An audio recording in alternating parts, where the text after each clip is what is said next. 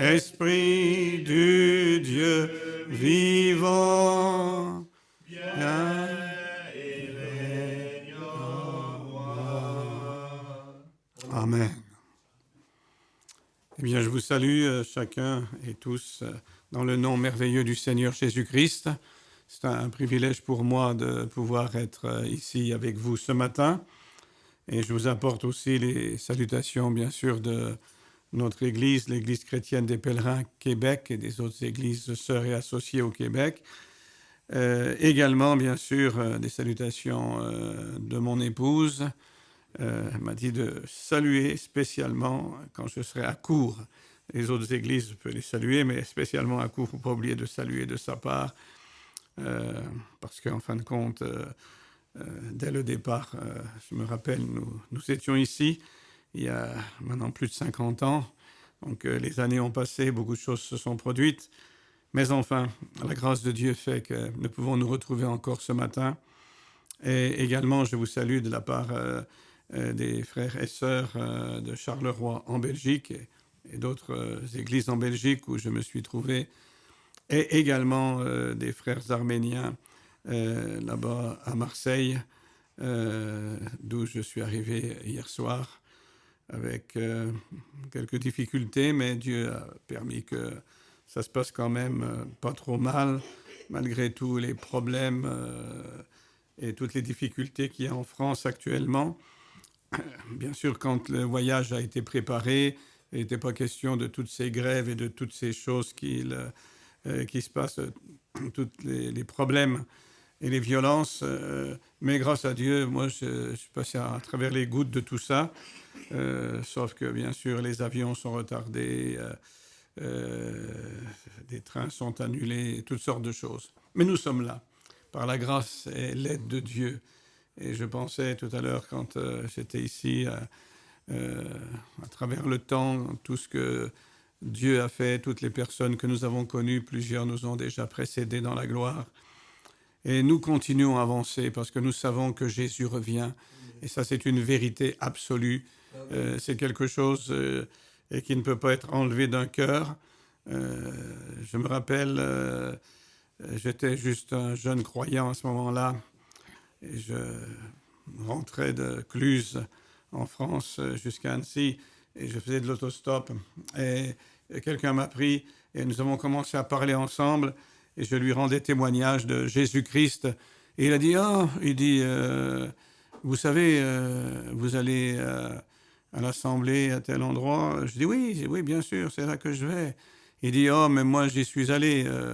J'ai fait 12 ans là-bas, puis maintenant j'ai compris tout ça, c'est rien et tout. Il dit, jeune homme, quand vous allez aller un peu plus loin, vous allez avoir vite oublié tout ça. On commence et puis tout cela, ça va disparaître de votre vie. Ben, ça dépend. Si c'est Dieu qui est venu se révéler un cœur, ben, ça va rester toujours. Ça fait partie de vous. Je me rappelle aussi, j'avais un ami dont la maman divorcée était une leader communiste. Et elle m'aimait beaucoup quand même. Mais elle me dit, mais tu vois, Fernand, avec ton idéal de vouloir aider les gens, servir les gens et tout, tu as étudié le communisme. J'avais étudié ça quand j'étais très jeune. Je crois que j'avais 12 ans à ce moment-là quand j'ai étudié le manifeste du Parti communiste de Karl Marx, Heinrich Engels. Et elle dit, mais pourquoi tu n'es pas resté avec ça? Parce que même, elle a dit, Jésus, oui, c'est quelqu'un de bien. Mais justement, c'est aider les pauvres et tout, l'égalité, et toutes sortes de choses. Bon, elle a dit, tout ça, cette religion-là, c'est juste une espèce de béquille pour ceux qui, n'ont pas trop d'assurance et tout. Toi, tu es un gars plein d'assurance. Comment ça se fait que tu continues à parler de cela? Elle a dit, moi, je ne te donne pas beaucoup. Je te donne 3, 4, 5 ans, puis tu vas tout laisser ça. Voyez-vous? Non, ce n'est pas que j'ai été fidèle à Dieu, ce n'est pas que j'ai gardé la foi, mais c'est lui qui m'a gardé. C'est sa fidélité, c'est sa grâce. Et quand nous sommes au bénéfice de sa grâce, alors au fur et à mesure que nous avançons, eh bien, cet amour pour le Seigneur doit grandir et cette attente de sa venue doit grandir. Et c'est tout à fait normal. J'ai toujours dit aussi, c'est comme dans un couple, quand on se marie, les gens disent, souvent les gens disent, oh, j'ai eu le coup de foudre. J'ai souvent dit aux jeunes, attention, quand c'est le coup de foudre, j'ai vu trop de choses qui se passent après le coup de foudre. La foudre, ça peut tuer aussi, donc il faut être prudent. Et bon, mais c'est un amour, ah là on s'aime, c'est l'amour fou. Puis le temps passe, puis il y a ceci, puis il y a cela, puis autre chose. Ça ne devrait pas être ainsi. Cet amour, il devrait toujours être renouvelé, plus grand, plus fort, au fur et à mesure que nous avançons. Si c'est un véritable amour, c'est cela que ça fait.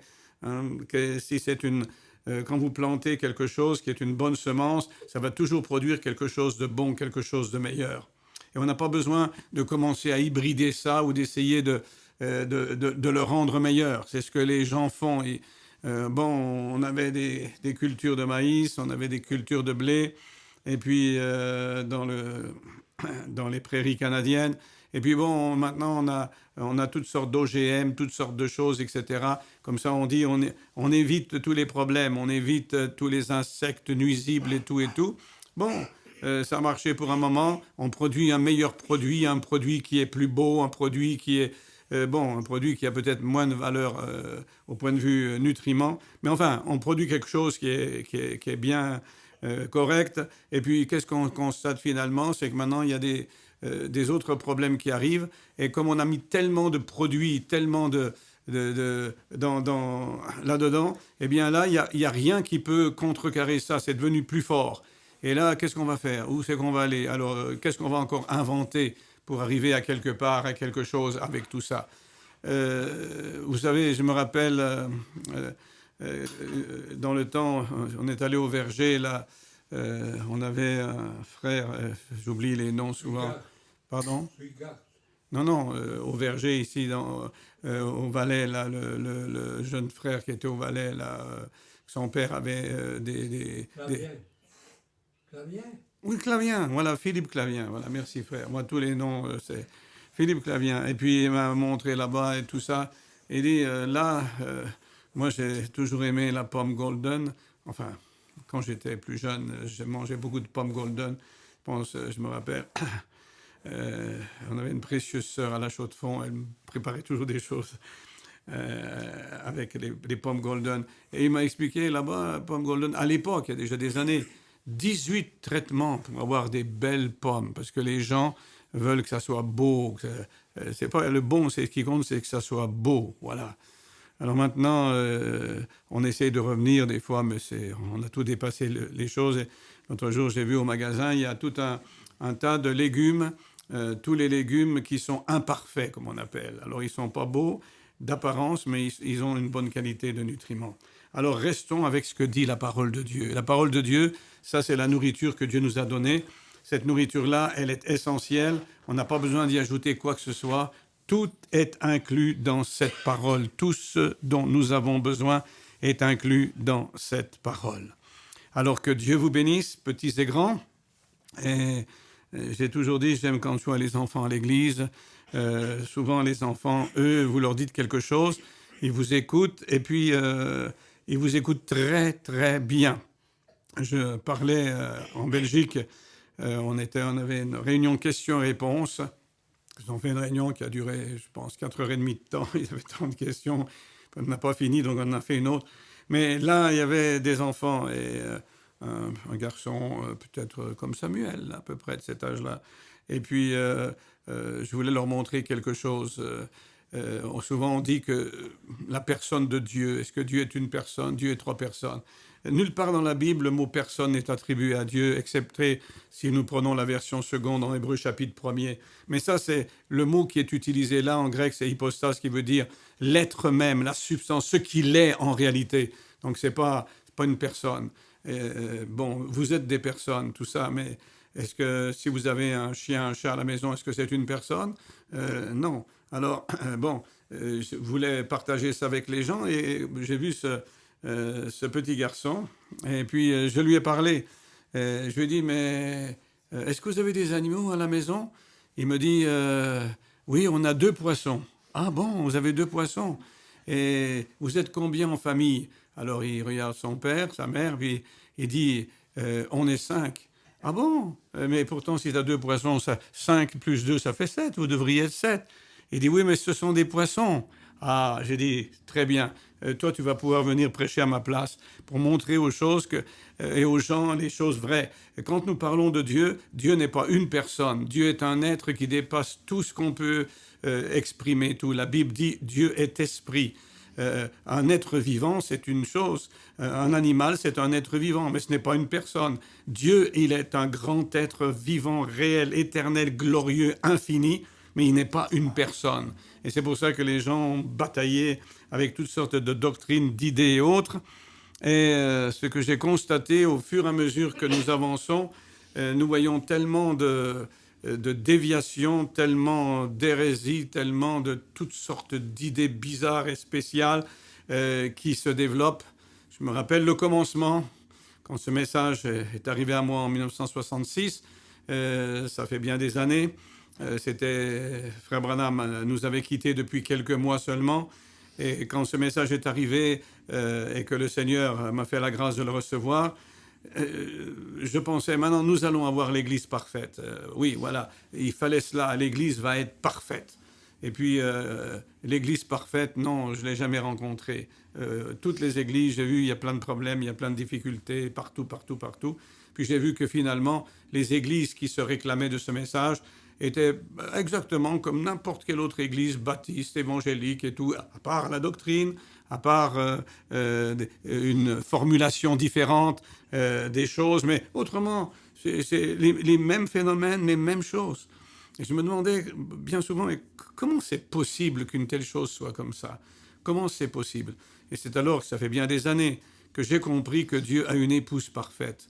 Mais il n'y a pas d'église locale parfaite. Lorsque ça a commencé, la seule église locale parfaite qui a commencé et qui a existé, qui n'a pas duré, c'était au jour de la Pentecôte, quand le Saint-Esprit de Dieu est venu et qu'il est venu remplir ses premiers chrétiens. Là, vous aviez une église parfaite. Et laissez-moi vous dire, l'église parfaite, souvent les gens, s'ils la veulent, il faut qu'ils soient prêts aux conséquences. L'église locale parfaite, il n'y avait vraiment rien qui passait là.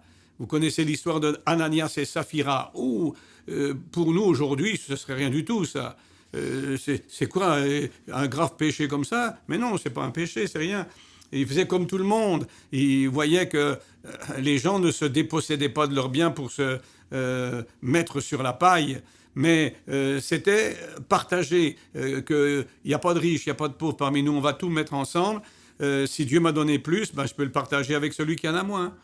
C'est tout à fait normal. D'ailleurs, c'est ce que nous avons pratiqué à travers les années en tant que pasteur dans les églises où j'étais. Ça a toujours fonctionné comme ça. Nous ne demandons rien aux gens. S'ils veulent une Bible, ils ont une Bible. S'ils veulent des brochures, ils ont des brochures.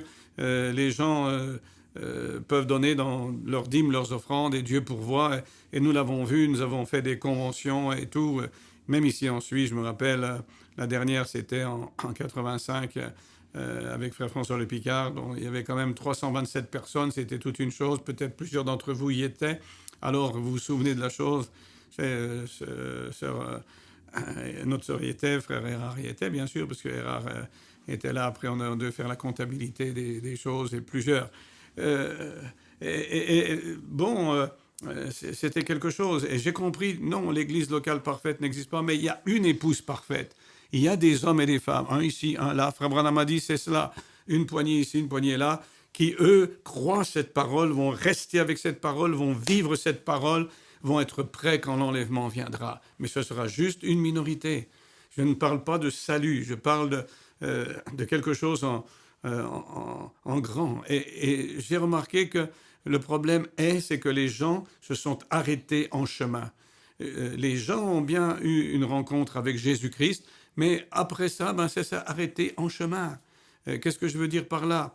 Voyez-vous, si nous reprenons les types de la Bible, lorsque nous prenons le cas du peuple d'Israël, le peuple d'Israël, il était en Égypte. Est-ce que l'Égypte, c'était leur patrie? Non, l'Égypte n'était pas leur patrie. Ils étaient des étrangers et des pèlerins là-bas en Égypte.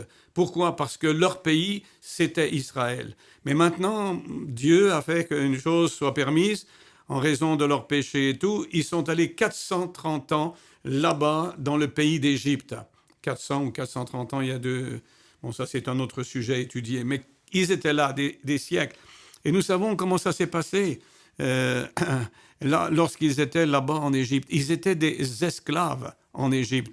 Et Jésus-Christ, parce que c'est le Dieu de l'Ancien Testament, le Jéhovah, c'est le Jésus-Christ du Nouveau Testament, c'est le même Dieu qui s'est manifesté et qui s'est rendu visible à Moïse. Voilà qu'il a annoncé la délivrance. Donc, ils ont quitté l'Égypte à main forte et à bras étendus.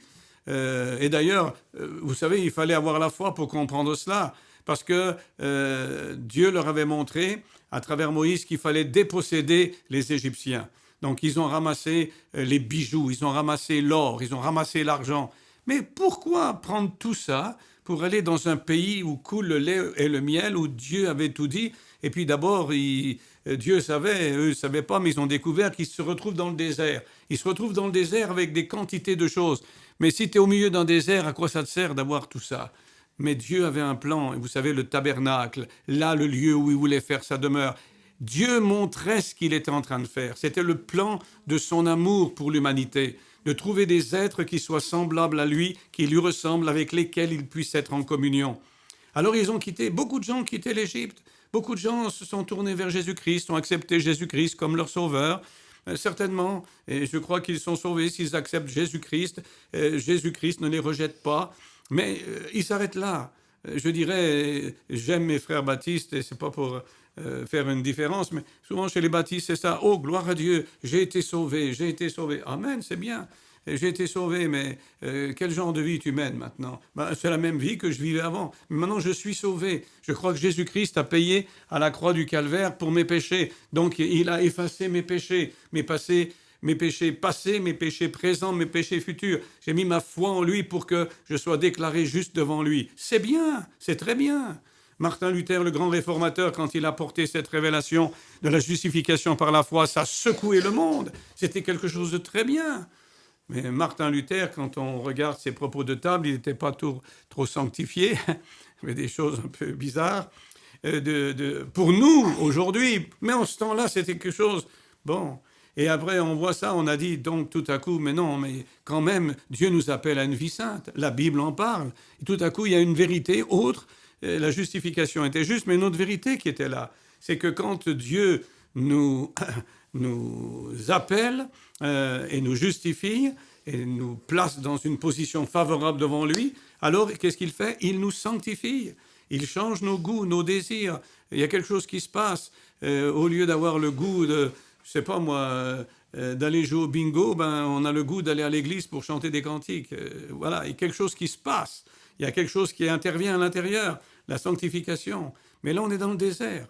Et dans le désert, c'est merveilleux, hein, malgré tout. Bon, c'est pas le lieu où on aimerait toujours habiter, mais quand même, c'est un bon endroit. Il y avait la manne, il y avait l'eau qui était pourvue, qui venait du rocher spirituel qui les suivait, qui était Christ.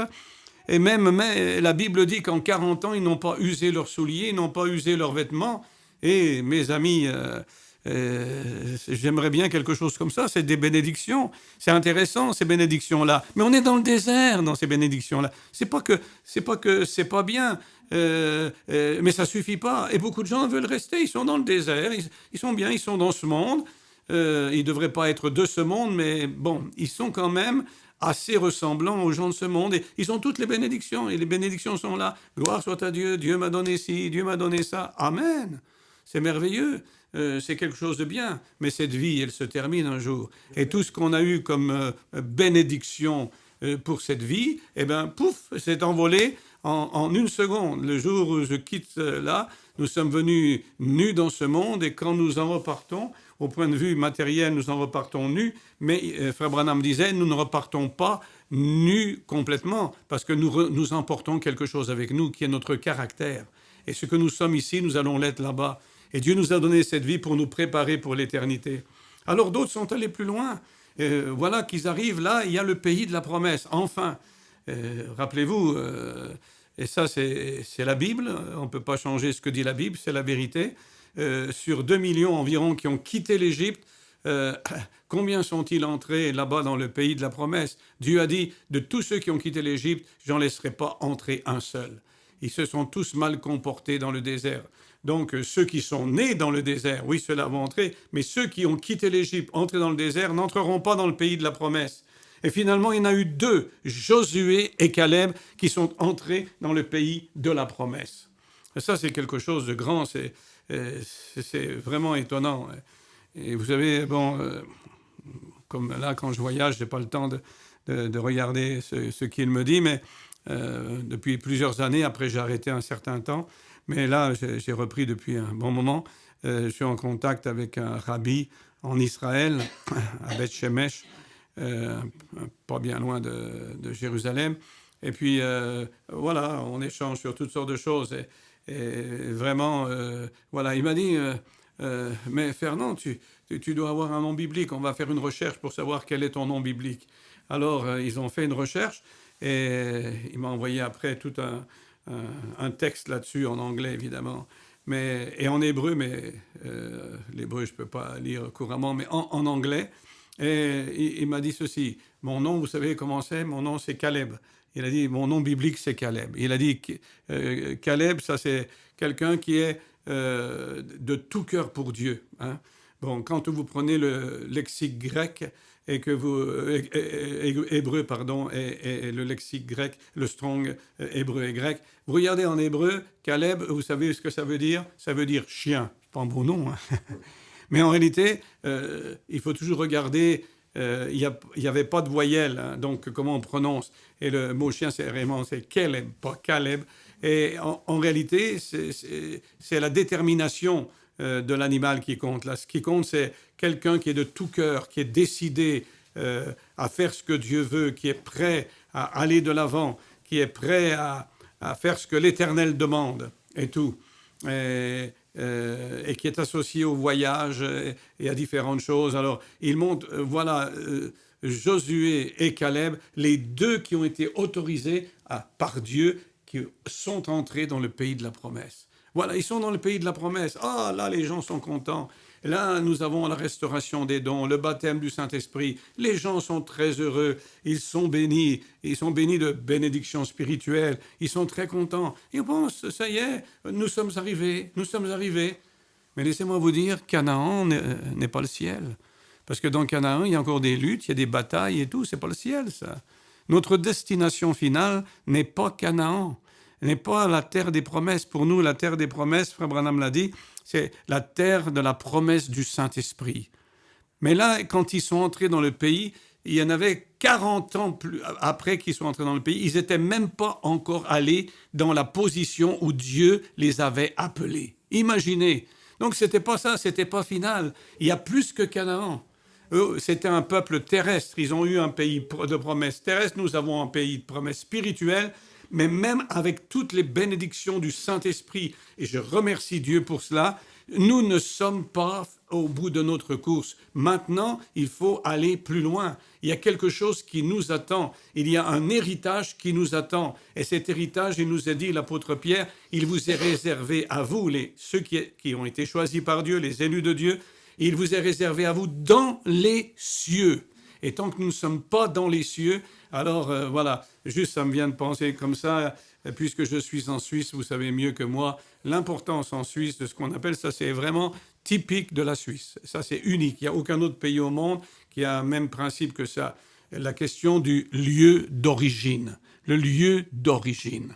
Et je vois mon frère Louis, et je sais qu'il a été pendant des années le secrétaire de bourgeoisie, parce que non seulement vous avez tous un lieu d'origine, mais je pense que la plupart d'entre vous ne vivez pas dans votre lieu d'origine. Mais lui, il vit dans le lieu d'origine. C'est quelque chose. Et celui qui est bourgeois, comme on dit, qui vit dans le lieu d'origine, qu'est-ce qui se passe? Ah, vous êtes la plupart citoyens suisses. Si vous êtes des citoyens, vous avez droit à tout ce qu'un citoyen suisse a droit. Mais là, celui qui est dans son lieu d'origine, ça n'enlève rien à sa citoyenneté suisse, il l'est. Mais il y a plus. Parce que là, il a tous les privilèges qui sont pour ceux qui sont des bourgeois, donc qui ont leur lieu d'origine et qui vivent dans leur lieu d'origine. C'est ça. Je ne sais pas si ça existe encore, les fromages et les pâturages. Ah oui, gloire à Dieu, c'est ça. Moi, j'aime ça. Alors, j'ai vu que je ne me suis pas trompé parce que j'ai fait la promulgation de la loi suisse partout où je vais là pour parler de cela. Parce que j'ai dit, voilà, je suis un étranger et un pèlerin. Mais un étranger dans ce monde, parce que je ne suis pas là, c'est pas là ma patrie. Et dans la vieille Bible suisse, dans, je crois, Philippiens 3:20, ça dit « Notre bourgeoisie est dans les cieux ». Ah bon? Alors ça ne veut pas simplement dire qu'on est les versions en général disent notre citoyenneté ou notre droit de cité, etc. Mais j'aime ça. Notre bourgeoisie, notre lieu d'origine est dans le ciel. Mais avez-vous jamais pensé, le ciel, il y a du monde dans le ciel, il y a des anges dans le ciel, hein? Donc, il y a Dieu qui est dans le ciel et tout. Mais là, il est dit que nous avons un lieu d'origine. Eh bien, nous allons à notre lieu d'origine. Nous sommes des pèlerins. Ça veut dire que, pas simplement, comme disent certaines traductions, voyageurs. Le voyageur, c'est celui qui voyage, il ne sait pas où il va, il se promène, quoi, il va d'un pays à l'autre. Tandis qu'un pèlerin, lui, c'est quelqu'un qui va à un endroit très précis. Il a une raison d'aller là. Et son pèlerinage, c'est qu'il retourne là d'où il vient. Je me rappelle quand, par la grâce de Dieu, j'ai pu amener mon papa là dans son lieu d'origine, j'allais dire, l'endroit où il est né, là-bas dans l'Italie du Nord, qui est une fois autrichienne, une fois italienne. Et on est allé là-bas, on a trouvé l'endroit et tout, enfin, peu importe. Tellement heureux de me montrer la maison où il était né, où mon grand-père, que je n'ai pas connu, il est décédé avant que je naisse, où il se trouvait, et toutes ces choses et tout. Et je me rappelle, j'étais avec mon fils Philippe, je pense qu'il avait 9 ans à l'époque, quand on a fait ce voyage. Et Philippe, il était tout étonné, dans le petit village là-bas, il a vu, il y avait une entreprise de camions, et sur les camions, c'était écrit en gros « fait ». F-A-I-T, fait, partout, partout. On va au cimetière, il y a la moitié des tombes, c'est fait, puis une autre, il y avait 2 familles, puis ils vivaient dans... Ah, il était tout étonné et tout. On va dans la boulangerie. La boulangerie, c'est qui les propriétaires de la boulangerie? Fait. En réalité, ça se prononce, c'est pas faillite, c'est pas fait, ça c'était faillite, en réalité. Mais c'est fait, partout. Oh, mes amis, il y a un lieu d'origine. Notre lieu d'origine, c'est la Nouvelle Jérusalem. C'est là que nous allons, au ciel. Mais pas n'importe où. Nous faisons partie de quelque chose qui est particulier. Nous avons un lieu d'origine et Dieu nous appelle à retourner à notre lieu d'origine, pas à nous arrêter en chemin. Nous ne sommes que de passage sur cette terre. Nous ne sommes ici qu'en préparation pour la gloire. Et c'est pour ça que tous nos efforts les plus importants doivent se tourner vers ce que Dieu a voulu faire de nous, parce qu'il nous a choisis, parce qu'il nous a aimés, et savoir qui nous sommes en Christ. Et une des choses fondamentales, c'est que si nous voulons aller là-bas, il y a une chose absolue que quelqu'un doit posséder. Si quelqu'un ne possède pas cela, ça veut dire qu'il y a un problème. Ce n'est pas son lieu d'origine, alors. Il manque quelque chose. Parce que notre lieu d'origine, c'est Dieu lui-même. Et la Bible nous dit que Dieu est amour. Et c'est pour ça que j'ai pensé partager avec vous quelque chose avec ce thème « Aimer comme Jésus nous aime ». Pas aimer simplement. Tout le monde peut parler d'amour, mais bon, aimer comme Jésus nous aime. Ça, c'est quelque chose de très important. Et on va relire cette parole qui se révèle le pivot de la vie chrétienne. Là, tout autour de cette vie chrétienne.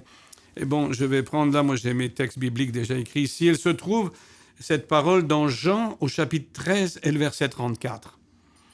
Jean au chapitre 13 et le verset 34, Jésus nous dit ceci: « Je vous donne un commandement nouveau. Aimez-vous les uns les autres. » Bon, il commence comme ça.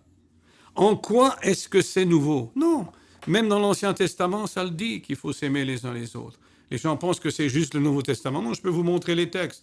L'Ancien Testament le dit aussi. Pourtant, il dit, c'est un commandement nouveau. Alors, il commence par dire, aimez-vous les uns les autres, mais regardez pourquoi c'est nouveau. Parce qu'il ajoute, comme je vous ai aimé. Comme je vous ai aimé, vous aussi aimez-vous les uns les autres. Et c'est ça qui est nouveau. Il ne faut pas simplement nous aimer les uns les autres, il nous faut nous aimer comme Jésus lui-même nous aime.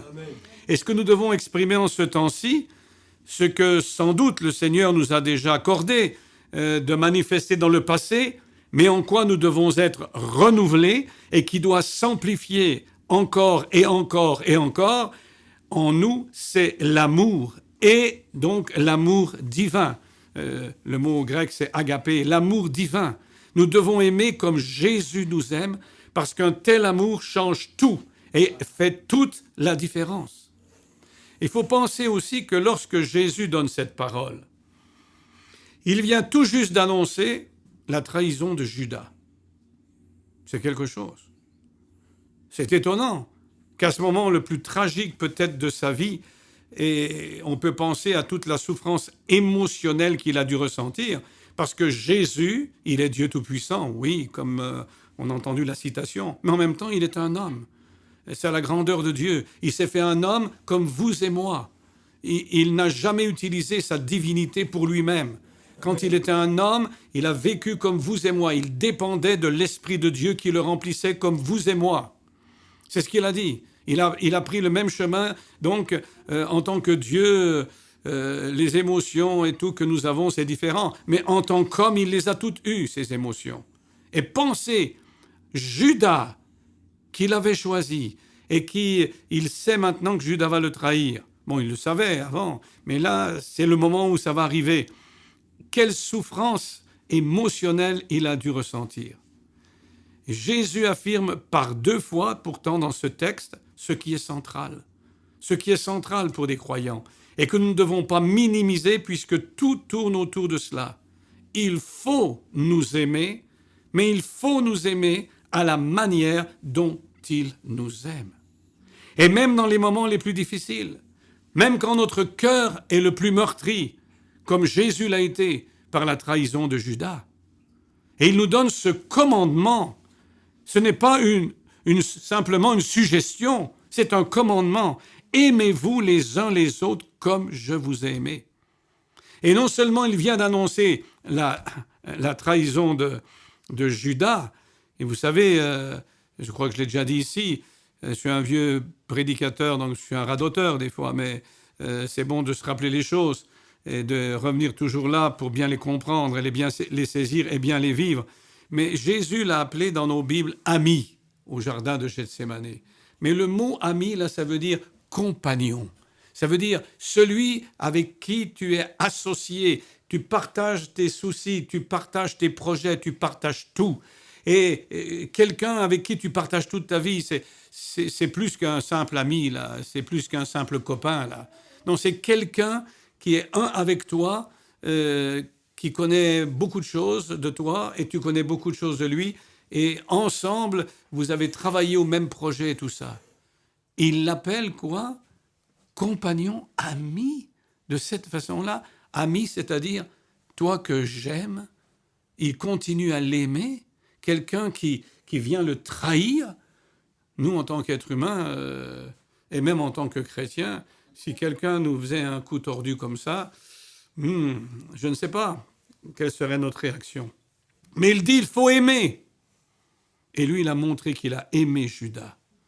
Il a aimé Judas comme il a aimé les autres. Il n'a pas aimé Judas moins qu'il a aimé les autres. L'amour divin, c'est un amour qui ne varie pas. L'être humain, il peut aimer plus, il peut aimer moins.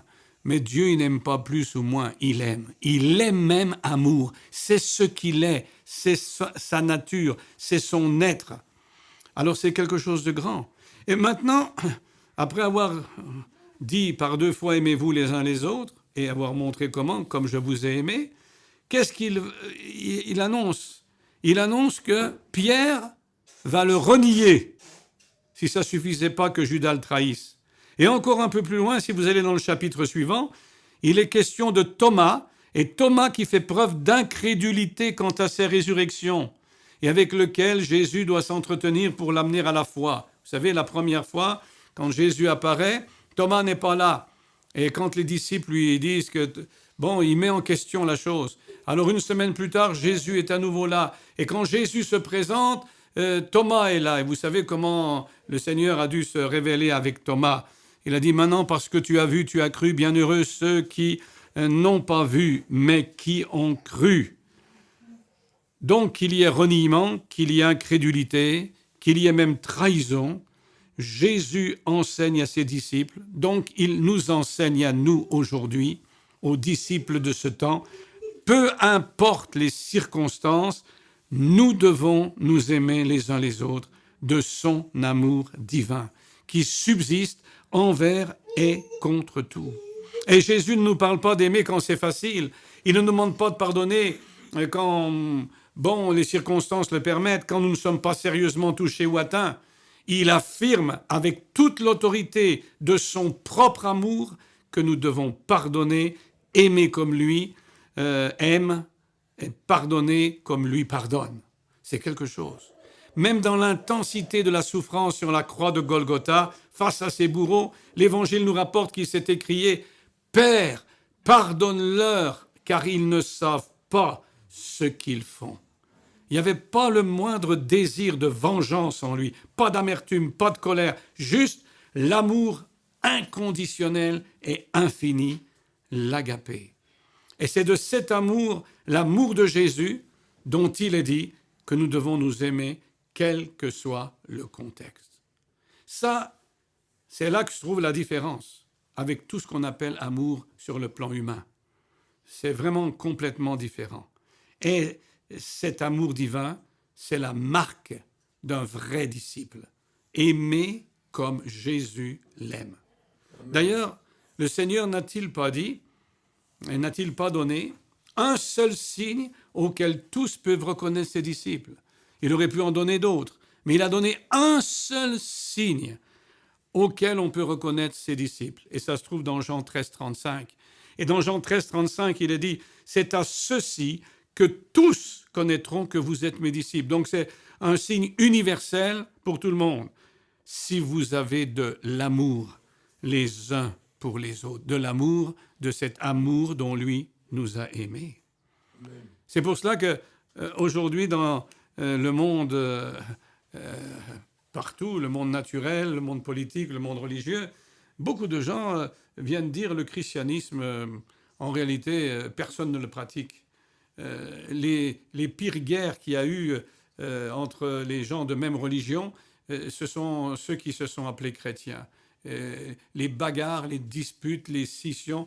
D'abord, l'Église catholique, donc l'Église d'Occident, l'Église d'Orient, donc ce qu'on appelait catholique, romain, orthodoxe.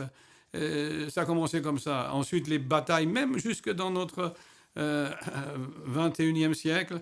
Au 20e siècle, on a vu, et ça reste encore un peu latent, même s'ils ont signé des traités comme en Irlande du Nord, les catholiques et les protestants.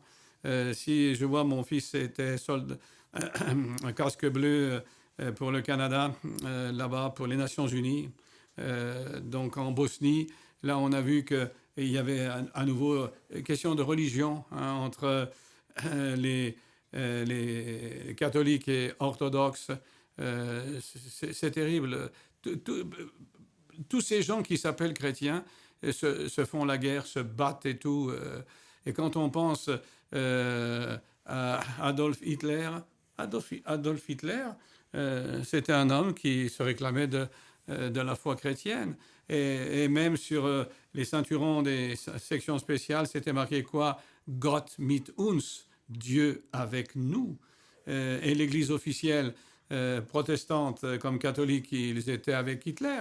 Il n'y avait pas de problème, à part quelques-uns justement qui... Niemöller et d'autres qui ont fait de la résistance. J'ai étudié beaucoup l'histoire et tout. Et c'est triste, ça, de dire qu'on est chrétien, on se comporte de cette façon-là. Et regardez, dans les églises chrétiennes, les disputes, les querelles pour des choses de je ne sais quoi, moi, qui n'ont même pas d'importance et tout. Si nous avions l'amour, et il le faut, que Jésus a, tout ça, on passe par-dessus. Il n'y a rien qui peut empêcher quelqu'un d'aimer comme Jésus aime. Rien, si l'Esprit de Dieu est en nous. Ah, bien sûr, nous ne pouvons pas aimer de cette manière sans que cela vienne de Dieu, sans que cela nous soit donné de Dieu. Et c'est pour cela que cela prend que Dieu lui-même déverse un tel amour, son amour, l'amour même de Dieu dans nos cœurs. Il le fait par son esprit. La Bible dit, Romains chapitre 5, verset 5. Or, l'espérance ne rend pas honteux, car l'amour de Dieu a été répandu dans nos cœurs par l'Esprit Saint qui nous a été donné. On ne peut pas aimer de cette manière, aimer comme Jésus nous aime, à moins que l'Esprit de Dieu en nous ait déversé cet amour et que ainsi, à notre tour, nous puissions être d'authentiques chrétiens. Dans Jean chapitre 17, verset 26, Jésus, dans sa prière sacerdotale comme grand prêtre, voilà ce qu'il a dit à son Père. « Je leur ai fait connaître ton nom et je le leur ferai connaître. » Donc quand on parle d'un nom, on parle de ce que, par exemple pour un être humain, de tout ce qu'il est. Et là, quand on parle de l'être de Dieu lui-même, ça veut dire je leur ai fait connaître qui tu es, je leur ai fait connaître quelle nature tu as, vraiment ce que tu es. Et je leur ferai connaître afin que l'amour dont tu m'as aimé soit en eux. Et c'est là qu'il dit, Jésus est venu faire connaître le Père pour que l'amour dont le Père nous a aimés puisse être en nous et que je sois moi-même en eux et qu'ils viennent en nous dans la forme de l'Esprit de Dieu. Ça, c'était le but. J'ai trouvé il y a quelque temps quelqu'un, c'est pas moi qui l'ai trouvé d'ailleurs, mais on me l'a transféré, mais on m'a communiqué cette pensée qui semble avoir beaucoup circulé dans les réseaux sociaux. Moi, par choix, je n'ai aucun réseau social. Des fois, les frères m'envoient des choses, Facebook, Twitter, Instagram et puis tout. Et puis, ça arrive. J'ai même pas un téléphone dit intelligent, un smartphone, comme on dit. J'en ai un, mais l'intelligence, je crois qu'elle est dans ma tête et pas là-dedans. C'est pour ça qu'il n'y a pas beaucoup de données. Donc ça tourne. Puis je dis aux frères, envoyez-moi un courriel peut-être, parce que là, moi, tout ce que vous m'envoyez, tous ces fichiers, tout ça, il n'y a rien qui sort. Alors là, ils m'ont envoyé ça. Et puis j'aimerais la partager avec vous, cette petite chose qui m'a été envoyée sur Internet. Ça dit ceci: le sens du devoir sans amour nous rend acharnés. La justice sans amour nous rend impitoyables. Ah oui, ça, comme dans les milieux chrétiens, un tel a fait ci, bang, oui, la parole de Dieu dit, boum, impitoyable. Attention, la vérité sans amour nous rend critiques. Quand les gens sont tellement là, ah, nous avons la vérité, tous les autres sont dans l'erreur, ils critiquent tout le monde. Non, attention. L'intelligence sans amour, ça nous rend rusés. La gentillesse sans amour, ça nous rend hypocrites. On vous presse pour donner un petit peu quelque chose, alors on ne veut pas. On a parlé d'Ananias et Saphira, par exemple, tout à l'heure, on ne veut pas. Alors, on manifeste de la gentillesse. Mais en réalité, on n'a aucun désir de vouloir le faire, on est hypocrite. L'obéissance sans amour, ça nous rend légalistes. On fait les choses parce qu'il faut les faire. Dieu a dit de faire ça, je fais ça. Dieu a dit de faire ça, je fais ça. Mais je le fais comme le fils aîné qui fait tout ce que son père dit, mais qui le fait sans amour. Ça vaut rien, c'est légaliste. L'honneur sans amour nous rend orgueilleux. Lorsque quelqu'un est mis à l'honneur et puis qu'il n'y a pas cet amour divin, qu'est-ce qu'il fait? Qu'est-ce qui se passe? Alors, il devient orgueilleux. J'ai appris ça à mes enfants, attention. Même quand vous êtes honorés et tout, pensez que vous n'étiez pas les seuls qui avaient abouti à ça. Il y a eu quelque chose qui s'est passé. Il y a eu d'autres, une éducation, des amis, un collègue, un bon professeur, je ne sais pas. J'ai dit ça. Je me rappelle quand mon fils Philippe était sur un stade à un certain moment comme thérapeute sportif. Et puis, il avait été là, normalement, il était le responsable dans la Ligue pour le Québec. Et là, il manquait quelqu'un, donc, comme l'équipe de Québec, il connaît bien l'entraîneur et le propriétaire même et tout. Donc, il est parti à l'autre bout du pays. Puis c'est là qu'il avait étudié en pharmacologie, donc il était connu dans la région là-bas. Il est parti. Puis finalement, il y a eu un coup méchant qui a été donné. Et c'est le capitaine de l'équipe de Québec, Patrick Tam, il est tombé là. Et mon fils, donc, normalement, tu lèves la main pour que l'arbitre arrête le jeu. Le hockey, c'est comme ça. Je suis allé qu'une seule fois. Il m'a invité à un match de hockey. J'ai compris que c'est pas pour moi d'aller voir tout ça, mais c'est trop pénible pour moi avec la publicité et tout le reste. Bon, peu importe. Mais il a secouru ce garçon, il a sauvé la vie de ce garçon. Le papa de ce garçon, c'est un riche homme d'affaires chinois de la région de Québec qui a des grands buffets, des grands restaurants et tout. Et donc, il était très reconnaissant à Philippe. Mais Philippe, ensuite, donc, bien sûr, il est connu dans le milieu médical, donc il a passé télévision et tout ça, et radio et autres. Et ils lui ont dit, ah mais c'est formidable, tout ça. Il dit, mais écoutez, moi, c'est mon travail. En plus, Patrick, c'est quelqu'un que je connais bien. Hein, je suis ami avec la famille Tam. Donc, il lui arrive ça. Moi, j'ai fait ce que j'ai à faire. C'est tout, j'ai fait ce que j'ai à faire. Oui, mais vous lui avez sauvé la vie. Ben, si je lui ai sauvé la vie, c'est ce que je devais faire. Il y a pas, je mérite rien de spécial et tout. Voilà, il a appris les leçons que je lui ai données et ça reste comme ça. Autrement, tu peux dire, hey, j'ai fait ci, j'ai fait ça, puis tu vas voir ta photo partout, et avoir les médailles et les décorations. Puis quoi? Ça donne quoi de plus d'avoir une médaille? Est-ce que les gens sont tout fiers? Ah, je suis passé dans le journal. Mais c'est bien. Puis alors, un jour, le journal, il n'y en a plus de journal. Tu le fais parce que tu aimes Dieu, tu le fais parce que tu fais ton travail, tu le fais parce que... Amen. Et j'ai vu ça aussi dans le ministère. Combien de fois j'ai prêché ou plutôt partagé en Belgique avec les jeunes surtout, sur certaines questions. J'ai dit, je suis contre le vedettariat. Lorsque le pasteur est une vedette, lorsque la personne qui chante bien est une vedette, lorsque tout le monde sont des vedettes, ils veulent être des vedettes. C'est la personne plutôt que Jésus-Christ qui est exalté. Amen. Non.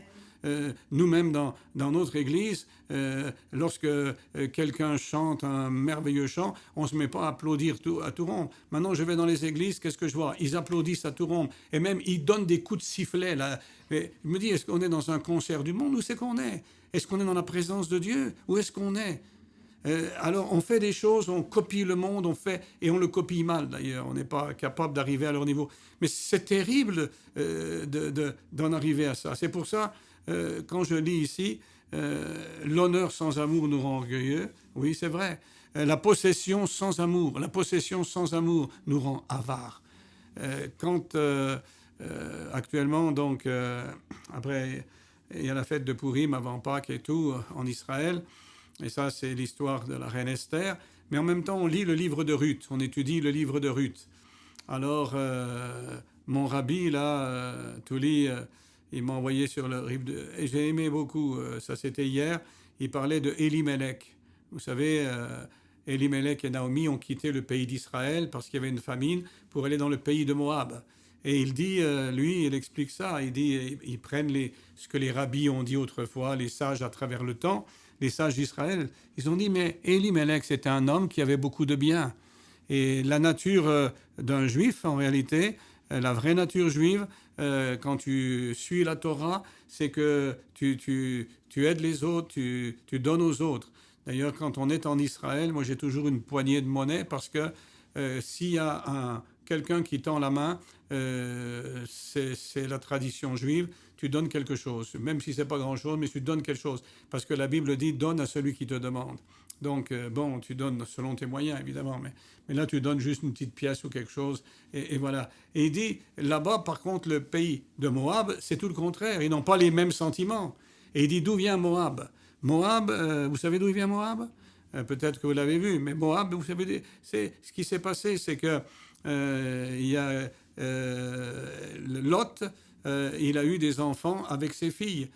Suite à la destruction de Sodome et Gomorrhe, les filles se sont dit on veut avoir des enfants, mais il y a personne. Donc voilà. Et de sa fille aînée, il a eu entre autres Moab. Ça vient de là, Moab. Ça vient de là. Donc ça vient quand même du peuple de Dieu, mais finalement c'est tout un mélange, quelque chose qui n'est pas normal, un inceste et tout. Et voilà, arrive Moab. Et ces Moab-là, non, eux, leur cœur est fermé, c'est mon affaire, pourvu que moi je réussisse, si les autres... Bon. Et Elimelech, il y a la famine. Il peut faire face à la famine. D'après les écrits juifs, il peut faire face à la famine, il a des biens, lui. Mais il sait que là, il doit partager avec les autres, là. Et il doit aider son ami, son frère juif dans le village qui est plus pauvre et tout. Alors c'est pour ça qu'ils vont là-bas, du côté de Moab.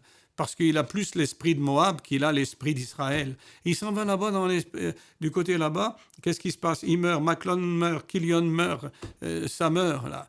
Et le rabbi de dire, ben bon, qu'est-ce qui se passe? Et les deux belles filles, ben oui, les deux belles filles, c'est logique qu'elles restent à Moab, elles sont de Moab. Mais elle, Naomi, voit qu'elle est d'Israël, donc il faut qu'elle revienne. Elle, c'est, comme on disait tout à l'heure, étranger, pèlerin, donc elle revient là-bas, elle revient, elle veut revenir. Et puis finalement, on a cette déclaration tout à fait spéciale, exceptionnelle de Ruth qui dit, écoute, où tu iras, j'irai. Que même Dieu me frappe si je ne vais pas avec toi, je ne reste pas avec toi jusqu'à la mort. Où tu iras, j'irai, ton Dieu sera mon Dieu, ton peuple sera mon peuple, vous connaissez cela, etc. Et le rabbi de dire, voyez-vous, celle-ci, c'est une Moabite, mais celle-ci qui est une Moabite, elle a l'esprit d'Israël, elle a l'esprit du peuple juif. Alors, il montre comment... Il dit, ça nous paraît, nous, étrange de voir comment le grand Dieu que nous avons, Hachem, comme on l'appelle, ce qui veut dire le nom, puisqu'on ne prononce pas son nom, le nom Hachem, comment Hachem, il fait pour amener ça là et tout. Il dit, voilà, il dit, c'est pour ça, Fernand, Caleb, il m'appelle Caleb, il me dit, c'est pour ça, tu vois, et quand il m'écrit, mais Shalom, Caleb. Et en réalité, Caleb, vous savez, si on transcrit, nous, on a un B, mais c'est un V. C'est le V qui fait un B. Hein, donc, ça fait Caleb, mais c'est en Caleb. Et il me dit, voilà, il dit, c'est comme toi. Toi, tu es parmi les goïms, tu viens des goïms, donc les gentils, tu n'es pas juif. Mais toi, tu as un cœur juif. Quand on parle avec toi, on s'entend bien. Hein. Je dis on s'entend parce que, voilà, il y a quelque chose qui est là en commun, qui est la parole de Dieu sur beaucoup de choses. Et il sait que je suis chrétien, donc il sait que pour moi, il y a le Messie Jésus, il sait que c'est comme ça. Même qu'il y a le Messie Jésus, pour lui, ça ne le dérange pas. Même si pour lui, Jésus n'est pas le Messie. Mais il a un respect pour les chrétiens. Et on a vraiment un temps ensemble. Donc, voyez-vous, ce qui est très important, ça, c'est d'avoir cet amour divin. Nous avons besoin de cet amour divin, de cet amour de Dieu en nous. Et nous voyons après, donc, la possession sans amour. Voilà ce que ça fait. Ça nous rend avares. Et l'avare est malheureux. La foi sans amour. Ah oui, les gens vont dire la foi, on peut avoir la foi sans amour. Oui, 1 Corinthiens 13 le dit. Si j'ai même juste la foi jusqu'à transporter les montagnes, ça c'est la vraie foi. Mais que je n'ai pas l'amour divin, que je n'ai pas Dieu lui-même dans ma vie, que je n'ai pas le Saint-Esprit, qu'est-ce qu'il y a? Je ne suis rien. Même pas un peu quelque chose, mais rien du tout. Absolument rien du tout. Et ça fait des fanatiques qui sont là toujours en train de condamner les autres. Celui-là n'est pas dans la parole, celui-là il n'est pas dans le message, celui-là il n'est pas si. Frères, sœurs, l'important c'est de savoir nous personnellement où nous en sommes. Et finalement, j'ajouterai à ce texte, c'est pas dans le texte, mais la vie sans amour, sans cet amour divin, c'est une vie sans Dieu. Amen. Car Dieu, il est cet amour divin. Alors nous voyons là l'importance d'être rempli de l'Esprit, l'importance de permettre à Dieu d'établir sa demeure en nous d'une manière permanente pour y manifester sa présence dans tous les recoins même de notre être. 1 Jean 3, 24. Celui qui garde ses commandements demeure en Dieu et Dieu en lui. Et nous connaissons qu'il demeure en nous par l'Esprit qu'il nous a donné. Gardez ses commandements. Voilà un commandement. Aimez-vous les uns les autres comme je vous ai aimé. Alors, celui-là demeure en Dieu, Dieu demeure en lui. Et nous constatons qu'il demeure en nous, comment? Par l'Esprit qu'il nous a donné. Et c'est l'Esprit qui déverse en nous l'amour divin. Voyez-vous, tout est lié ensemble. 1 Jean chapitre 4, verset 12. Personne n'a jamais vu Dieu. Si nous nous aimons les uns les autres, Dieu demeure en nous et son amour est parfait en nous. À ceci, nous connaissons que nous demeurons en lui et lui en nous, à ce qu'il nous a donné de son esprit. Voyez-vous, ça revient toujours à la même chose. L'Esprit de Dieu qui nous communique l'amour de Dieu. Et quand nous avons cet amour de Dieu, alors nous voyons que Dieu demeure en nous et nous, nous demeurons en lui. Son amour est parfait en nous. 1 Jean 2, 5. Mais si quelqu'un garde sa parole, l'amour de Dieu est vraiment parfait en lui, et par là, nous savons que nous sommes en lui. Quelle chose importante que cette question de l'amour divin. Souvent, je dis, si je me mets à parler de l'amour, les gens vont dire, oh pauvre frère fait, il devient vieux, avant il nous apporte des grands enseignements sur plein de choses, mais là il vient, il nous parle d'amour. Ça, c'est... Non, c'est le plus important. C'est le cœur, c'est le pivot, tout tourne autour. S'il n'y a pas ça, on peut avoir tout le reste, on n'a rien, on n'a pas Dieu. C'est très important. C'est ainsi seulement que nous, ses disciples, pouvons aimer comme Jésus nous l'a montré. Je le répète, il a appelé ami, compagnon celui qui l'a trahi. Il a relevé, il a restauré celui qui l'a renié, Simon-Pierre. Et il lui a même confié un ministère particulier à l'apôtre Pierre en lui confiant les clés du royaume de Dieu. Et il a suscité la foi en celui qui doutait, je l'ai dit, même voire qui était incrédule, Thomas. Sans cet amour divin parfait, nous ne sommes rien. Nous pouvons prétendre que nous avons une grande connaissance des mystères de Dieu, puisqu'ils ont été révélés dans cet âge. Et les gens ont eu accès à des quantités de brochures. Aujourd'hui, ils ont l'Internet, c'est facile d'avoir tout. Mais cependant, sans l'amour, nous n'aboutirons à rien du tout. Je reprends, je l'ai cité de mémoire, mais 1 Corinthiens 13, verset 2. 1 Corinthiens 13, verset 2. Mais quand j'aurai la capacité de parler sous l'inspiration ou comme prophète, la compréhension de tous les mystères, toute la connaissance, quand j'aurai même toute la foi qui transporte des montagnes, si je n'ai pas l'amour divin, l'agapé, je ne suis rien du tout. C'est ce qu'il dit. Quand j'aurai la compréhension de tous les mystères et toute la connaissance. Aujourd'hui, nous voyons que les gens se targuent, spécialement les personnes se réclamant de ce message. D'ailleurs, ils n'ont pas vraiment saisi ce qu'il en est concernant la divinité. Frère Branham a dit « Je ne suis ni trinitaire ni unitaire ». Et quand je regarde et j'entends les pasteurs et les croyants de ce message, je vais dire 99% sont des unitaires. Il a dit qu'il n'en était pas un, lui. Donc, il n'était ni trinitaire ni unitaire. Nous croyons ce que dit la Bible. Nous ne croyons pas l'exagération qui a été faite d'un côté, l'exagération qui a été faite de l'autre. Mais même ça, quand les gens ont compris qu'il y a un seul vrai Dieu, véritable, authentique, un seul vrai Dieu, ils ont cette connaissance-là. Est-ce que c'est bien? Oui, c'est déjà une bonne chose. Mais est-ce que ça suffit? Non. Parce que la Bible dit, les démons croient qu'il y a un seul Dieu et ils tremblent. Ça ne sauve personne. C'est la connaissance. Il faut la différencier de la révélation. Quand Dieu se révèle à toi et que par son esprit, tu découvres qu'il est le seul que tu dois adorer, le seul qui mérite la louange, le seul à qui il faut tout abandonner, tout se consacrer entièrement à lui. Quand tu réalises que c'est lui ton Dieu, alors toutes les idoles tombent, quelles qu'elles soient, que ce soit la popularité, l'argent, les femmes, je ne sais quoi. Tout le reste, tout ce que tu as mis en avant, tout cela, ça passe en second plan. Et quand tu en arrives à ce point-là, c'est la grâce de Dieu. C'est pas que tu l'as fait toi, c'est pas que tu l'as voulu. Dieu, il l'a fait en toi. Dieu, il travaille dans nos cœurs. Mais tout ce que nous devons faire, c'est qu'il ne travaillera pas contre notre gré. Nous devons être d'accord. Vous vous rappelez ce malade qui est là, Jésus dit, que veux-tu que je fasse, hein? Veux-tu être guéri, lui dit. Bon, on peut se dire, mais quelle question un peu stupide, pardonnez-moi, c'est le Seigneur Jésus qui le dit, mais ça peut paraître un peu ça n'a pas de sens. S'il est malade, est-ce qu'il veut être guéri? Bien sûr, si tu es malade, on veut être guéri. Non, mais est-ce que vraiment c'est ça que tu veux? Est-ce que c'est ça que tu désires? Je peux le faire pour toi. Et est-ce que tu veux être parfait? Est-ce que tu veux avoir cet amour divin? Et Dieu va te dire, c'est ça que je veux faire pour toi. Mais le veux-tu vraiment? Veux-tu être délivré de tel et tel problème? Il y avait un frère qui avait un certain problème. Et puis, on a prié, puis je priais avec lui à l'église et tout. Puis il dit, oh, Dieu ne m'exauce pas, et puis tout, et tout, et tout. Je dis, un jour, tout à coup, je parlais avec lui comme ça, puis je lui dis, mais en fin de compte, est-ce que tu veux vraiment être délivré de cette chose? Il m'a regardé comme ça l'a secoué, ça l'avait parlé dans son cœur.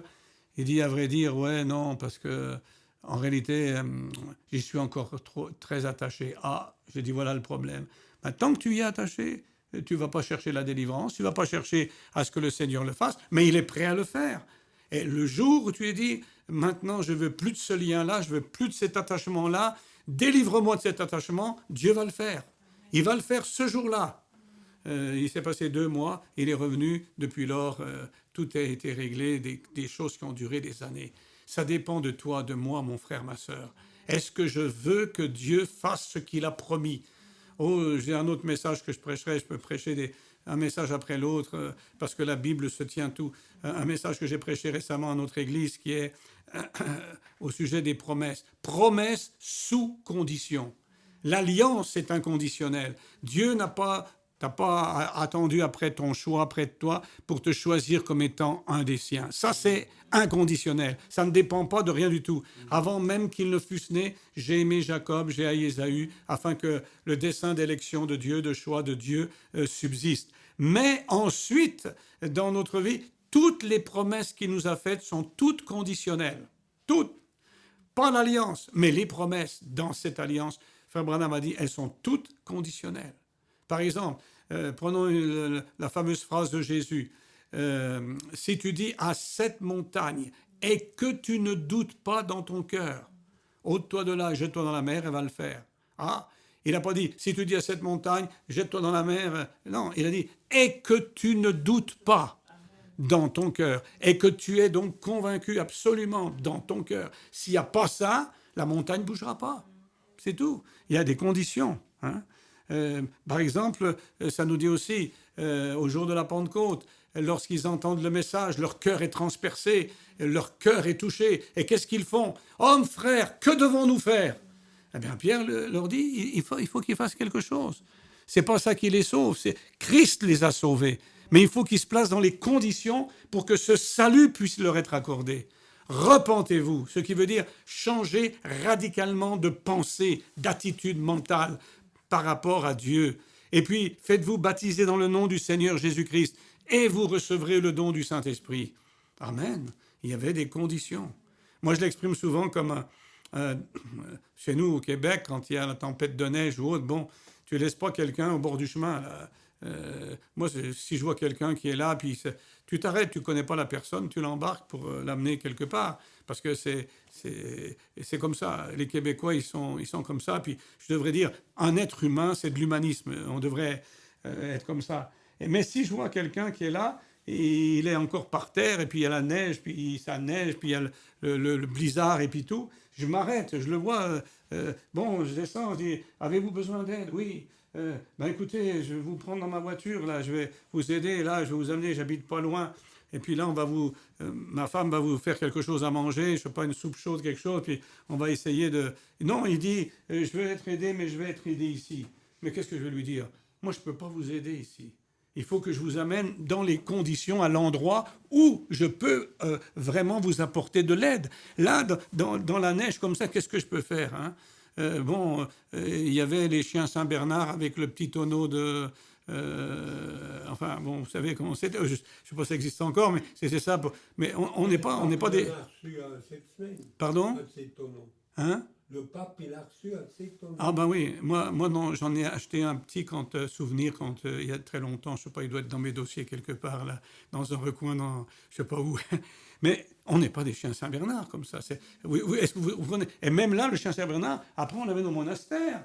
Ils sont pas en train de laisser la personne là qui a voulu passer le col et puis qui est mal pris. Ils vont pas le laisser là. Il faut l'amener là où on peut vraiment en prendre soin. C'est ça que Dieu veut nous faire comprendre. C'est pour ça que toutes les promesses sont sous condition. Oh, que Dieu nous aide à le voir. Sans l'amour divin, on n'est rien. Sans l'amour divin, on ne peut pas aller bien loin. C'est pour ça qu'ensuite, dans 1 Jean 4, 7, il dit « Mais bien-aimés, aimons-nous les uns les autres, car l'amour vient de Dieu, et quiconque aime est né de Dieu et connaît Dieu. » C'est même une preuve de la nouvelle naissance. Amen. Notre marche vers le ciel, elle est entravée par la crainte si l'amour parfait n'est pas en nous, l'amour divin. L'amour parfait, c'est l'amour de Dieu. Si Dieu n'est pas là remplissant notre cœur, nous ne progressons pas, nous passons par le tourment d'avoir à connaître peut-être un jour un châtiment de la part du Seigneur. Et c'est pour ça 1 Jean 4, 18 nous dit « Il n'y a pas de crainte dans l'amour, mais l'amour parfait, voyez, ou pas n'importe lequel, l'amour qui est l'amour de Dieu, chasse la crainte, car la crainte porte avec elle ou cause du tourment, ou implique l'attente d'un châtiment et un frein nous empêchant d'avancer, suivant les versions. En effet, celui qui éprouve de la crainte n'a pas été rendu parfait dans l'amour. » Alors prenons courage, bien-aimés. Aimons comme Jésus nous aime, par la puissance de son esprit en nous. Témoignons de son amour merveilleux partout autour de nous. En premier lieu, témoignons de cet amour à nos frères et à nos sœurs dans la foi, et ensuite même à toute autre personne. Et dans Éphésiens chapitre 5, verset 2, il nous est dit « Et marchez dans l'amour comme le Christ qui nous a aussi aimés et qui s'est livré lui-même pour nous en offrande et sacrifice à Dieu comme un parfum d'agréable honneur. » Et je veux partager avec vous quelques pensées de Frère Branham, de ce qu'il a dit. Et je parle spécialement à nous qui sommes des croyants de ce message. Et voilà ce qu'il a dit dans le message « Se tourner vers le Nord ». Il a dit, prêché le 29 janvier 61, il a dit « Avez-vous déjà pensé à ce que ces gens ont fait pendant 40 ans, quand ils étaient dans le désert ? Ils n'étaient même pas partis pour 40 jours et Dieu les a gardés là 40 ans. C'est ce qui arriva il y a longtemps. Quelqu'un qui parle de la venue du Seigneur Jésus, je crois que c'est en retard. En anglais, on dit past due. Vous savez, past due, c'est comme, comment vous appelez ça, la date de péremption sur les produits. Là. On met une date, et puis quand la date est passée, c'est ça qu'il dit, frère Branham, c'est past due. La date est passée de la venue du Seigneur Jésus. Je crois que c'est en retard. Je crois que c'est à cause de l'Église, la raison pour laquelle c'est déjà en quelque sorte dépassé. Jésus l'a dit, ce qui arriva du temps de Noé arrivera de même à l'avènement du Fils de l'homme. Au jour de Noé, Dieu a été patient, ne voulant pas qu'aucun périsse. Il a attendu que le peuple entre. Et aujourd'hui, il attend que l'Église se réunisse. Je sais que ce n'est pas populaire. Ce n'est pas populaire parmi les gens. Mais mon frère, c'est le message de l'heure de se rassembler. Les âmes doivent avancer ensemble. Nous devons être une seule Église du Dieu vivant, tous ensemble. Nous sommes un seul groupe, nous sommes enfants de Dieu par naissance. C'est tout à fait exact. L'un d'eux dit, eh bien, maintenant nous allons descendre dans ces grands groupes et des choses comme ça, et nous allons laisser le Saint-Esprit nous conduire. Certains d'entre eux ont dit que le Saint-Esprit nous guide. Et il y a eu bien de nouvelles idées, différentes sortes de choses sont apparues. Si ce n'est pas de Dieu, ça tombera de toute façon. Amen. Laissez-les aller de l'avant et aimons-nous les uns les autres. Ne nous battons pas les uns contre les autres. Tant que le diable vous fait vous battre les uns contre les autres, il n'a pas besoin de se battre du tout. Ouais. Il s'installera à l'arrière, il fera un pique-nique, en vous regardant vous battre les uns contre les autres, et il rira de vous qui professez avoir le Saint-Esprit et qui vous battez les uns contre les autres. Aimez-vous les uns les autres. Jésus a dit à ceux-ci, tous les hommes sauront que vous êtes mes disciples quand vous aurez de l'amour les uns pour les autres.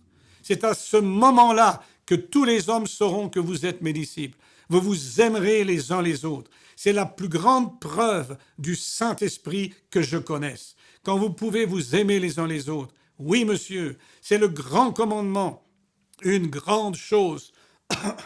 Mais ils essayent de vous éloigner, il parle des hommes d'affaires du plein évangile, de l'ancienne disposition du combattant pour revenir à une situation où il y a de la place. Nous pouvons mettre nos bras autour de n'importe quel frère, qu'il soit méthodiste, presbytérien, baptiste, unitaire, trinitaire, quoi que ce soit. Mettez vos bras autour de lui, c'est un frère. Ne le combattez pas, aimez-le. Amen. Tant que nous gardons cette attitude, Dieu va récolter un de ces jours. Et je crois que nous sommes à ses pieds maintenant. Vous avez été sur cette montagne d'organisation pendant 40 ans. Montons vers le haut. Partons d'ici. Ministre, mon frère prédicateur là-bas, ne pensez-vous pas que nous avons été sur cette montagne assez longtemps ? Ne pensez-vous pas que nous avons fait assez d'histoire, que nous nous sommes assez battus, que nous avons continué ? Que nous avons mijoté sur les limites de notre organisation assez longtemps? Quittons cette montagne et allons vers la terre promise. Commençons à monter, possédons le pays. Dieu leur a dit, montez et prenez possession du pays. Et tous les anciens combattants sont partis maintenant. Remettez votre épée dans son fourreau. Ne vous battez pas. Écoutez, hommes, ne faites pas la même erreur que vos pères, ou vous serez ici pendant 40 ans encore. Vous les prédicateurs ici, vous les frères ici à Phoenix, faites tomber vos barrières confessionnelles, repentez-vous, obtenez un réveil de Pentecôte. Nous pouvons tous nous unir pour souhaiter un réveil, le retour du Saint-Esprit, être conduits par le Saint-Esprit. Dieu est prêt à le faire. Montez, possédez le pays. Passez votre chemin devant eux, ne faites pas d'histoire avec eux. S'ils ne veulent pas venir, c'est très bien, ce n'est pas grave. Allez-y. Comment ça va, mon frère? Passez votre chemin. C'est un croyant frontalier. Tout ce qu'il sait faire, c'est de rester au bord du gouffre. C'est comme ça que sont beaucoup de gens aujourd'hui. Tout ce qu'ils connaissent, c'est leur dénomination. J'appartiens à ceci, j'appartiens à ça. Parce que l'Église ne peut pas aller avec un bras à un endroit et une tête à l'autre et un pied à un autre. Il faut qu'il y ait une prophétie et un bruit de rassemblement. C'est tout ce que je peux vous dire, jusqu'à ce que tout le corps du Seigneur Jésus-Christ se dresse comme une grande unité de Dieu. Alors nous quitterons cette montagne et nous irons posséder la terre promise. Jusque-là, je suis votre frère et je ne me bats que dans ce seul but, unir l'Église du Dieu vivant en un seul cœur et un seul accord. Amen. C'est ça la réalité. C'est pas de l'œcuménisme, ça. Nous sommes des frères. Et quand les gens, pour une question de... vous savez, il y a des gens dans ce monde, ou même dans certaines églises autres, avec lesquelles je peux parler et qui, au moins, on peut échanger quelque chose, quelques mots. Il y a des gens qui se réclament de ce message. Pour eux, je suis un démon, je suis plein de choses qu'ils imaginent, je ne sais pas. Moi, je les appelle frères, eux, ils m'appellent démons. Quelle communion peut-il y avoir? Et je dis, mais récemment, j'ai eu contact avec quelqu'un à ce sujet. Je dis, frère, tu ne sais même pas ce que je prêche, parce que ça fait des années que tu ne m'as pas entendu prêcher. Bon, je sais que quelques-unes prédications, comme j'ai prêché dans une église qui s'appelle l'église Agapé, les gens ont pu entendre ces prédications-là, mais c'est très peu. Et j'ai dit, comment tu peux écrire là, tu écris même ça à des gens de l'église, que je suis un démon et que je vais amener tous les gens qui sont dans notre assemblée, je suis en train de tous les amener en enfer directement, où je vais aller moi-même. Je dis, mais moi je pense que tu es un chrétien. Si tu es un chrétien, bon, si tu vois que je vais en enfer, prie pour moi pour que Dieu m'en préserve. Je ne sais pas, si tu m'aimes tellement, comme tu dis que tu aimes tout le monde, c'est quel genre d'amour de traiter les gens de cette façon-là? Il dit, je ne devrais même pas te parler. Mais quoi? Mais quel évangile tu as? Qu'est-ce qui habite ton cœur? Qu'est-ce qui est là? J'ai dit, moi, c'est ça la question. Moi, j'ai pitié pour toi. J'ai dit, tu peux me faire du mal, tout ce que tu veux. J'en suis arrivé au point, peu importe ce qui arrive. Bon, si Dieu le permet, alors que sa volonté soit faite. Job, il a dit ça autrefois. Est-ce qu'on ne peut pas dire la même chose aujourd'hui? Mais maintenant, pour toi, ça me fait mal. Parce que pour toi, tu es dans une condition qui est grave et qui est sérieuse. Des fois, pour une chose mais vraiment de rien, hein, qui a pas de... Parce qu'il y avait un bouquet de fleurs à l'avant et qu'on sait que Frère Branham a dit on ne met pas de fleurs à l'autel, l'autel n'est pas fait pour des fleurs. Rien qu'à cause du bouquet de fleurs, ça y est, ça fait une division. Rien qu'à cause de choses... le frère Fay ne croit pas que les 7 tonnerres soient révélés. Un exemple, quelqu'un a dit ça. J'ai dit, qu'il vienne me demander qu'est-ce que je crois. Parce qu'il ne sait même pas ce que je crois. Il dit n'importe quoi. C'est pas juste... il ne croit même pas aux 7 tonnerres. Mais comment j'y crois pas? La Bible en parle des 7 tonnerres. Est-ce que vous me suivez? Alors les gens disent, ah oui, mais s'il croit dans les 7 tonnerres, ça veut dire qu'il est avec le frère Coleman. Non, non, moi je suis avec la Bible. Je crois ce que dit la Bible. J'ai eu le privilège de rencontrer, puisque c'est ainsi, j'y suis pour rien. On était au commencement dans ce message, donc rencontrer tous ses frères, comme frère Coleman et tout, ma paix à son âme, il n'est plus dans cette vie. Mais je me rappelle, j'étais avec frère Roger d'ailleurs, quand on est arrivé une fois à New York, il est venu nous chercher, entre autres, une fois là. Eh bien, là, j'ai parlé avec lui, c'est mon frère. J'ai beaucoup aimé frère Coleman, la manière qui rendait vivant certains textes de la Bible et tout. Mais à un moment donné, quand il dit des choses qui c'est pas la parole de Dieu, je lui ai dit, non, moi, je ne crois pas ça. Alors il dit, mais tu vois bien, pourtant Dieu m'a béni, toi, si, ça. Non, non. Ton histoire aussi de, soi-disant, de racisme, parce que tu es noir, c'est pour ça qu'on t'écoute pas et tout. Non, non, moi, c'est pas une révélation, c'est pas parce que c'est un noir qui la donne, ça serait un jaune, ça serait un Chinois, un Amérindien ou qui que ce soit. Si c'est de Dieu, c'est de Dieu. Si c'est pas de Dieu, c'est pas de Dieu. Si c'est conforme à la parole, c'est conforme à la parole et à toute la parole, pas un seul verset. Et voilà. Et alors les gens, ils ont quitté, certains ont quitté l'Église parce que on avait laissé les sœurs avoir des chaussettes ou je ne sais plus comment dire, des blanches, voilà. Et puis ça, c'était l'esprit de Lady Diana il y a quelques années, soi-disant. Alors il ne fallait pas avoir avec des, voyez-vous, des choses comme ça. Ou un autre est arrivé une fois, il prêche, on le laisse prêcher. Bon, des gens comme ça, ils prêchent une fois, ils prêchent pas deux fois. Moi, j'ouvre la chair, mais si tout de suite je vois qu'il y a quelque chose qui ne va pas, on ne va pas laisser dire n'importe quoi. Il est venu, il a dit, ah, maintenant tous ceux qui ont une moustache, là, c'est tous l'esprit homosexuel. On avait 2 frères qui avaient une moustache, là, bon, une barbe, mais surtout la moustache. La moustache, c'est le problème. Alors, voilà. Il y a un frère, lui, le lendemain, il avait enlevé la moustache. Et l'autre frère, il a gardé la moustache. Et je respecte les deux, d'ailleurs. Mais l'autre frère, il a dit, il peut dire ce qu'il veut. Moi, il dit, je sais qui je suis. Hein, je suis marié, j'ai 4 enfants, j'ai jamais eu aucune attirance pour quelqu'un de sexe masculin, et puis tout. Alors, c'est quoi ces histoires? Ça, c'est des gens qui inventent toutes sortes de choses. Attention à l'Internet, attention à tout ce que les gens écrivent là-dessus.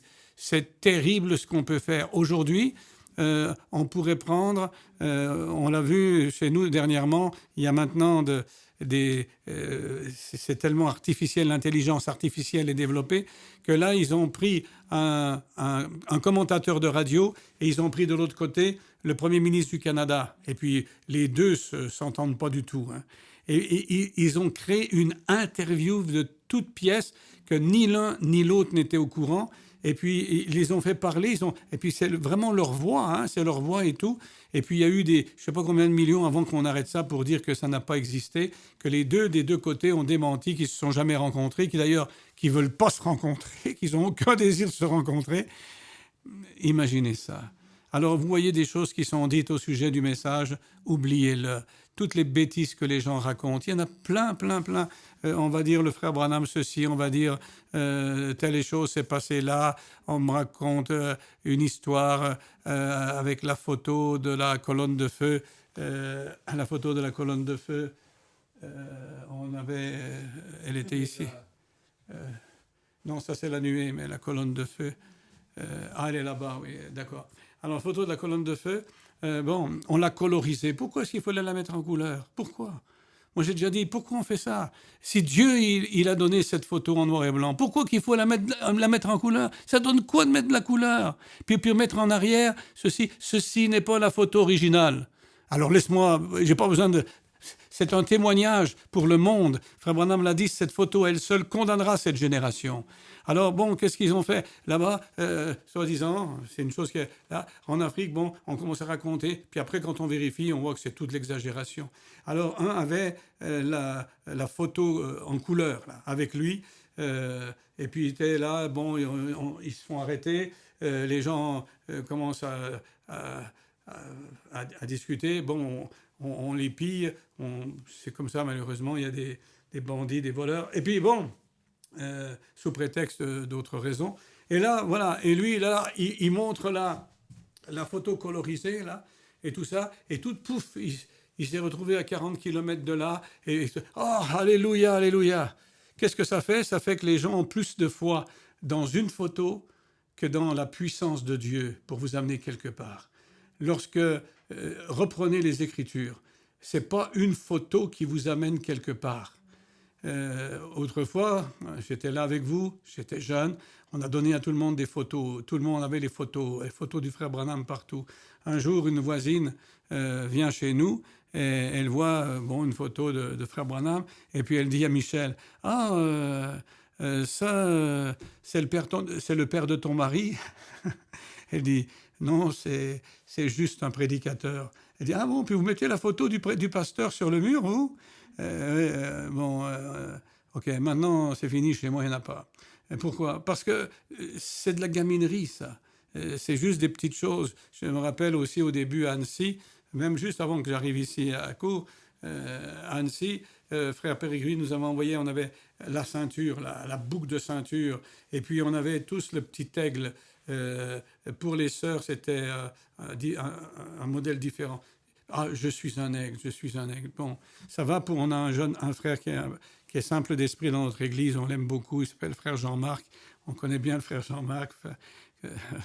Ceux qui sont déjà venus à Québec, comme frère Roger, le connaissent bien. Bon, alors lui, il est tout content. Aigle, aigle, quand il y a un chant où ça parle de l'aigle, alors il est là, il fait l'aigle, il bat des ailes. Mais ça, c'est le frère Jean-Marc. Quand tu es un être comme toi, là, qui réfléchit et tout, tu sais qu'être un aigle, c'est autre chose. Vole au-dessus du péché, vole au-dessus du mal, vole au-dessus du rejet, de la haine et tout. Je termine. Je vais prendre ici une autre petite citation. Cette citation, je vais vous dire, elle m'engage, elle vous engage.